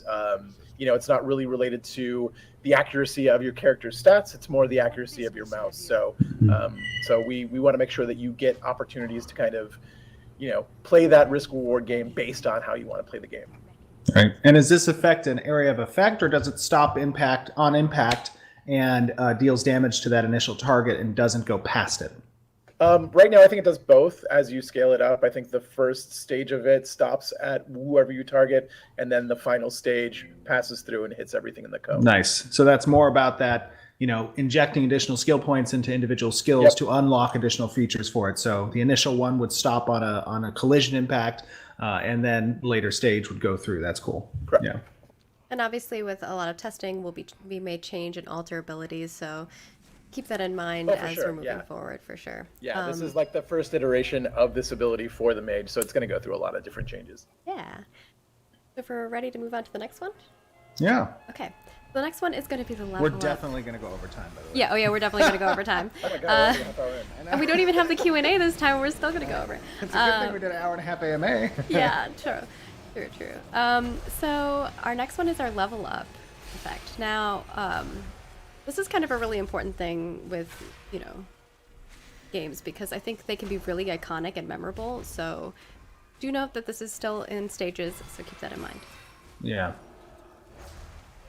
Oh, here we go. Yeah, so I mean, one of the cool abilities that we all love seeing, and it gives us a major dopamine response, is when our character levels up, especially when you're higher level. You know, this is the first iteration on the level up effects. One of the things I loved, you know, about when I leveled in Lineage 2 was it had this like God ray comes down over your character and expands, and little leaves, like little golden light leaves, fall out of the sky, and you know, it's this cool event. So we wanted to try to hit that a little bit. There's going to be further iterations, but this is the first pass, and I really like the direction Jim's going. Yeah, I just one wanted thing to set Jim does really good is like the radiance effect. Like he really uses colors in really interesting ways. And I love what he's able to bring out in some of these effects. They're not just simple unicolor kind of things. There's the full spectrum of the rainbow in this effect. Yeah. All right. We Are did we talk ready? about using Phoenix Wings for this, so. Oh, Phoenix I Wings think would we be had really that cool. in super long ago, actually. They had one of the PAX events. Like little wings on the back of you Yeah. whenever you, oh, that'd be cool. But yeah, we still are obviously going through that. There will be sound effects and things of that sort as well that will be hopefully iconic to you all. That is our goal. So when you level up, you're like, yeah, that's awesome. So without further ado, I kind of want to preface things before we move into the next thing, which is going to be our 17-minute long video. We want to talk a little bit about gathering and harvesting, and obviously we'll talk a little bit about it after, and I'll grab some questions from chat, so definitely toss your questions in. We'll also have Ashes of Creation responding to some of the ones that we've already answered before. So I guess, Stephen, if you want to kind of preface this before we Yeah, switch just to contextualize the video, you know, what when did we record this? Was it yesterday? Yeah, yesterday. Yeah. God, the days are just they're all blurring together. Okay. Contextualizing this is basically, we wanted to show off two things. One, the very early stages of gathering, and really the way it works, and we're going to go into a little bit more depth afterwards. The gathering is one branch of the artisanship tree. There's three primary branches: gathering, processing, and crafting. And those are meant to have interdependencies within one another. But essentially what we show today is kind of, there's tool prerequisites when it comes to accessing certain resources in the world as a gatherable. Gatherers will have the abilities to create their tools, but those tools will have only a certain number of usage before you need to recreate that tool. And essentially, as you become more proficient within the gathering branch of the artisanship tree, and your tool making becomes better, you begin to increase the amount of usages that are available. And then those, the usages that are under the tool prerequisite will eventually come to the point where you'll have these master tool sets that'll grant you access to the highest possible gatherables in the world. And one other thing to note about gatherables is there's both a combination of, I guess there's three types of gatherables. There's the ones that a lot of us are used to, which is the single-use resource out in the world. You gather it, it goes away for a period of time, and then it comes back later or randomly spawns elsewhere in the region. The second is going to be these large static veins that exist, which will attract lots of people, and they'll have a finite number of gathering that's possible until that vein is depleted, and then it will will go out and respawn somewhere else in the world. And then the last type of gatherable is a mobile group gatherable kind of thing. So these are like herds of animals that might be out there in the world, and they may move a little bit. So it's like a moving resource, so to speak. Maybe exists on a spline and just kind of goes around the world. So you're only going to see in this video the very basic type of gathering mechanic, which is that first type that you can gather. And then additionally, we did receive a lot of questions about the size of the world. And, you know, one thing that I personally love about an MMO is having this grand, magnificent type of architecture that exists. So we ran you through one of the dungeons, but I did it with Margaret and Sarah. By the way, this is Margaret, Sarah, myself doing this little video. I did it at flying above the dungeon so that you can just get an understanding of the scope. I know you had seen likely this dungeon in previous 4K video, but it was on foot. So I really wanted to show off, you know, being up in the air and just kind of seeing this grand size dungeon. And this is an early dungeon too. It's a level 10 dungeon. Yeah, and we have shown this dungeon before, I believe. So you might have seen footage of some of it before. But are you ready to pass it over to the video? We're ready. All right. Let's go. We'll see y'all in 17 minutes. All right, now everybody, now slide to the left. Slide to the right. Oh, we're Take it back now, y'all. We're recording, by the way. What? Oh. Yeah, no, that was good though. I like that. So no, we're good. Hey guys, we're here live. Well, actually, we're not live. This is pre-recorded, but We're live right now. We're live, Oh, right? Yeah. We're live. We're doing it all in one flow, I guess is the worst though. Yeah, that's No true. This is one flow. We're just gonna right now. You're on stream with us, and we wanted to pre-record this, kind of show off some of the gathering, and maybe, I don't know, take a look a little bit around the world. Those of you guys who are tuning in for the first time, this is our pre-alpha client. This is essentially the alpha 1 client that's getting tested. You know, the bugs are getting worked out and whatnot. So, yeah, we should maybe go gather some things. Did you guys get tools and whatnot? Yeah, I got some tools. Yeah. Cool. I'm gonna walk. You guys can set your walk mode to by pressing period if you want. And there we go. Oh wait. Oh no. I don't think I can do it on my Oh horse. yeah. On you the horse, can't. it's not. Sad. Sad. That's okay. We can run around. The horse is really awesome though. We were Oh, having a yeah, lot of for fun. sure. Justin and I were like doing little dance moves. I like it. But let's look for some some trees. Are there any trees around here? Do you guys see any trees that we can chop I down? think there's one down over here. So to give you guys an idea, out in the world, you know, you're going to have raw resources. Oh, here we go. You're gonna have raw resources that essentially you can, if you have the tools available for the. Oh yeah. Here, I'll grab it. Let me see. There we go. Essentially, you have the tools for these raw resources out in the world. You're going to. Bonk. Yeah, I think you just Good died. thing you're short. You like fit right underneath it. Yeah, I just was safely underneath the log. You're going to essentially be able to harvest different raw resources out in the world based off of the tools that you have available to you.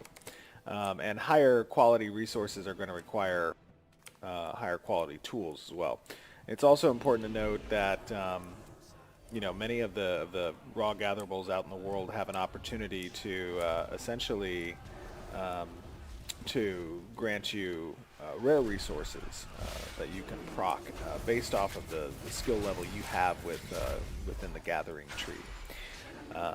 And you know, that's always nice to have. I think I remember you know, playing a little bit of Star Wars Galaxies, and I really loved how they did their crafting system. I thought it was very well done. So let's kill this dude. There's a kitty on me. Oh no. Oh no, protect the dwarf. There you go. We protected you. Thank you. Well, oh, there's like a brawler over here. Maybe I should pull him. Where's my little pole skill? Don't I have a pole skill? Yeah, you should. Mm-hmm. I don't see it. Javelin? No? I always move them around my hotkeys, so I don't actually know where it is. Oh, it is by javelin. Hook shot. I don't like the order. Oh, that guy got wrecked. Yeah, he's looking a little worse for wear. Shouldn't be trying to steal stuff from people. No. He looks like he's permanently fist pumping in death. And try to get this tree. There you go. There's like a dude standing right in front of it though. Oh, there's two of them. Oh no, there's three of them. Here, the tree will kill them. Oh, darn it.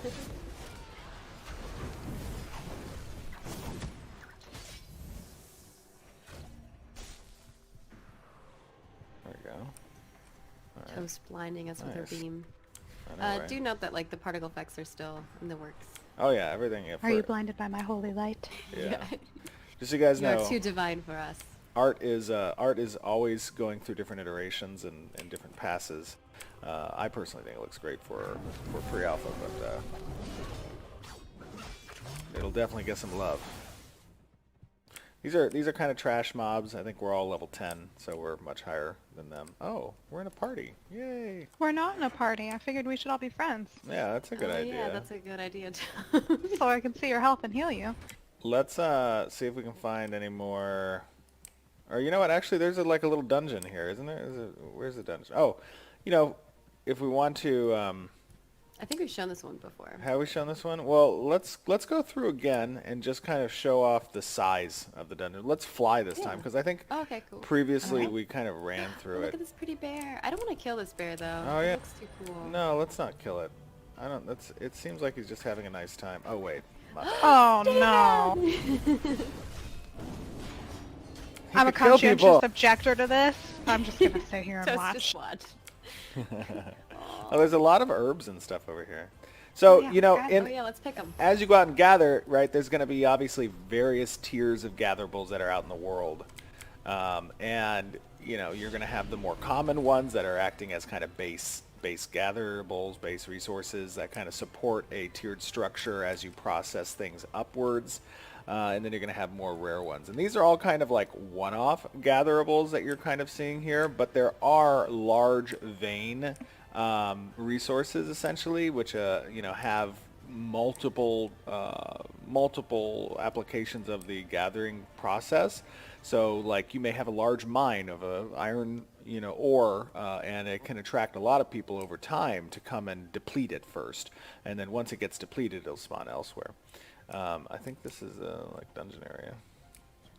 As far as the tools go, will people be able to like customize their tools and have like cool different looking ones? Yeah, so tools are going to exist in a similar fashion to the tiered resources that it's applicable towards. You can't really customize a particular tool, you know, to look different. However, based off of the quality of your tool making, you're going to be able to have more uses out of these tools. Now, tools will have to be continually replaced as you are using the tools to gather resources. You'll have to replace them, obviously. All right, yeah, let's we definitely can't kill the content in there, but let's fly through, maybe. This one's not a flying mount. Really? Oh yeah, I don't think it is. It is not. The one that's in our inventories. That's weird. I thought it was though. Are you guys GMs? Yep. I think so. Yeah, because we Yep. leveled up stuff. That's super weird. That you guys can't fly. Maybe you don't have the royal status on. Clipped our wings. Oh, I don't think you guys have the royal status for some reason. That's weird. Yeah. Okay, well that's fine. I'm gonna fly through. You guys can try to like run maybe. Yeah, we'll see who can live. Hit Yeah. C, Maggie, hit C. Oh yeah, Okay, Z should work. There you go. Okay, perfect. Toast must have made you a Z and X royal. is up and down. So just to kind of like give you guys an idea of the this dungeon and give you guys context for the size literally of like the world around you, right? I mean, this is a pretty massive, sprawling dungeon, and this is one of the first like level 10 area dungeons that you can go through. The world is intending to be, you know, massive, really big, and because of that, you know, a lot of the corresponding like points of interest and stuff, we want to reflect that size in the environments that you're seeing, the dungeons that you're fighting, and you know, you see here it's pretty standard. Multiple rooms that are kind of present, different hunting areas that players can group in and stuff, and there is going to be that dynamic where, you know, rooms are going to be contested because some rooms are better than others, and that's just how the dungeon works, right? I think that. I know you've answered this before, but Yeah. I'm sure folks who are kind of new are going to ask, when it comes to contested, how does that work exactly? Well, essentially, like, let's say, you know, you're in your guild and, you know, you're in your party and you roll up on, like let's say me and Jeff were in our little party and we see you and Sarah here with your group, and you have a room that, you know, has the best, you know, maybe farm rate or whatever. You ain't winning it. Toast and I gonna Oh yeah. keep it on lockdown. We got this. Well, what we would do is we'd roll up and we'd politely say, you know, hey, how you doing? How long you guys? Oops. Accidentally something pulled up my NVIDIA thing. We would say, hey, you guys doing? How long are you gonna be here for? And if you're just like, you know, it's our room, you'll never have it, then we might have to throw down some fisticuffs and maybe declare like a guild war or flag on you, or you know, something that might contest your ease of gameplay within that room. Yeah, that's pretty much how it would work, I would say. Those are some of my favorite experiences I had, like in Lineage and other, you know, PvX games, where PvE is very important, but that PvE has a, gosh darn it, I keep trying to fly with my mount and pulling up my NVIDIA control screen. Oh well. Here, let me jump down here. But yeah, that's just kind of the dungeon. Give you guys little. I meant more so like the contestedness of like when you're tagging mobs. That's what I meant. Oh, I see. Got it. Yeah. I get that part though. I've had plenty of games where, you know, you find your little place and you like farming for item drops and things of that sort. Yeah. It's really fun. For like tagging mobs and stuff, you know, there is a loot condition that's determined by DPS done. So if it comes down to like two groups that are trying to, you know, fight in the same area, it's really going to be an act of like seeing who's going to give the most damage output, I would say. Now, obviously, when you tag a creature, that tags first, right? Yeah, they get a little bonus, right? They get a little bit of bonus on that front, and that's for like the looting rights. The experience of a monster will be divided to the groups based off of their percentage of damage done. So if you do 50% of the damage, regardless of the looting rights, which is the tag component, regardless of the looting rights, the damage done will be equitable in percentage split of experience. So if it's 10,000 experience to kill a monster and you do, you know, 40% of the damage with your group will get 4,000 experience that's divisible by the group members. So yeah, just give you guys a little heads up. So hope you guys. I'm just sitting here looking at the water and admiring how it reflects. Oh, the lighting? Yeah, look at yeah. It looks gorgeous right in here. By the razor. Yeah, I do see. I see that in the little ground area. And the little water spot here. That's let me see. Hold on. Let me see if I can run up here and get. Let's go back to that little. Oh, here we go. The lava area. I love the lava stuff. Yeah. You remember when the lava was gone? Oh no! I'm gonna run past this dude in a sprint. We had a bug where all the lava turned into like water or something like that. It looks so weird. Oh yeah, that was definitely crazy. I'm just gonna run through this dungeon, run back, just to give you guys the ground view of the size, you know, that's here in these dungeons. What are some of the favorite dungeons you guys have ever played in when you played in your MMOs? There's too many. I really like. I'll go for it. I like the Karazhan series and WoW, just like Return to Karazhan or Upper Karazhan, just because there's such weird layouts and funky things where you drop through portals and sizes change. Yeah. I think my most memorable ones are probably like Ashran's Call and EverQuest, because it's so dangerous to get into the good farming spots, so it takes a while to get in there, and like you have to like buff up and all this stuff, and then once you get in there, like just holding it is, you know, intense. Yeah. I think to me, I love those dungeon crawls where it's like you don't want to die because getting back there is horrible. Absolutely. I remember. Not that it's horrible, but it's just an intense, you know, adventure. Oh, these guys are jumping around. Look at them. Look at them jumping. Oh yeah, I wonder what that's. Probably ZX's. Yeah. My favorite dungeons, probably I would say Antheros' Lair in Lineage 2. The heart area. I had some long grinding sessions in that area. Lineage was a grindy game, And if you had a good group in that heart, you were making the best experience possible. But you know, you would always have groups run in and try to PK you or try to take that spot, and it was just fun PvP too. Lineage 2 kind of gave me a lot of similar vibes to my old EQ grinds as well.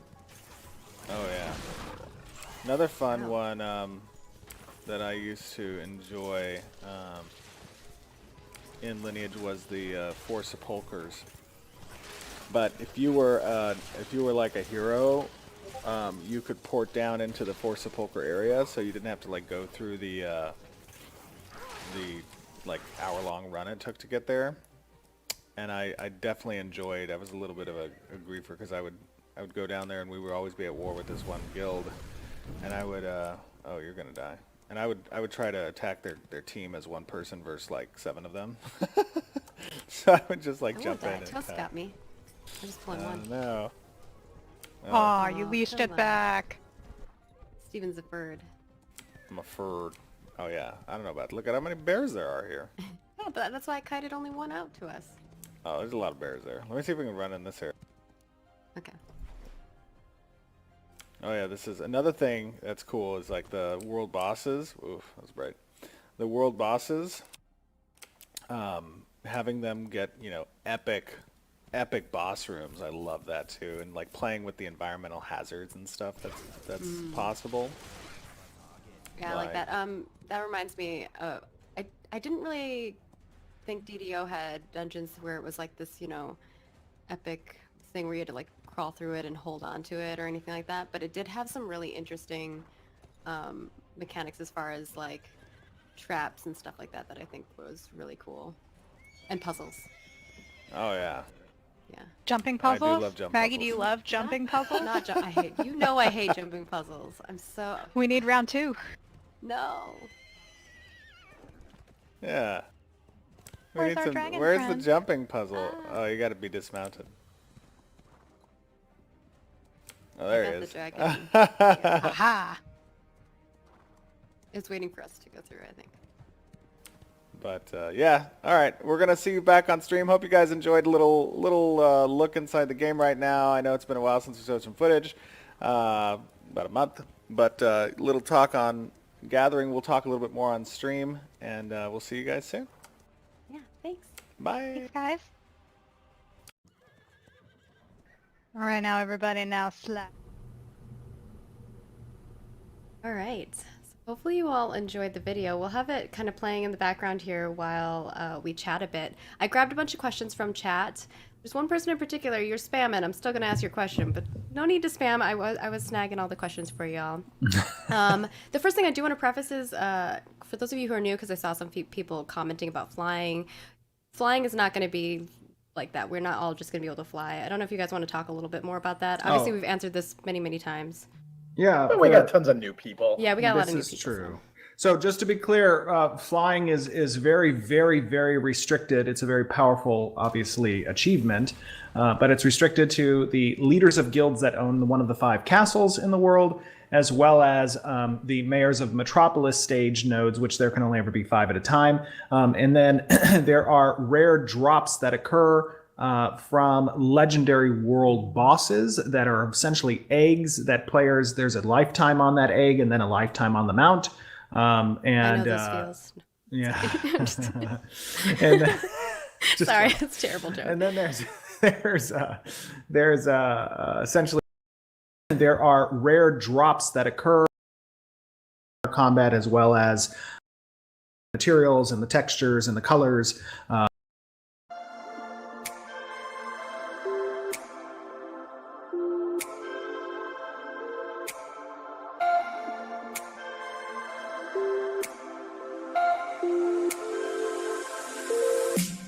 Samsung's Impact August 2020 event is just around the corner.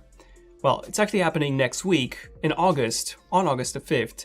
And this is when Samsung will unveil not just the Galaxy Fold 2, but also the Galaxy Note 20 Ultra, alongside some smaller devices such as the Galaxy Beans wireless buds, and a few other accessories and devices as well. So, without any further ado, here's everything we know at the moment about Samsung's Unpacked August 2020. I've been working from home for the last 3 months or so, and it's been great overall. Part of it being that I had a great setup at home already. My girlfriend has also been working from home with me, but she had a really basic desk, mostly meant for sewing, her hobby. This desk was not appropriate to fit what she needed for both her hobby and work at the same time, and if you ask me, I think it was a bit messy. So I made it my mission to improve it, and here we are today with this new desk setup. Let's see how I did it.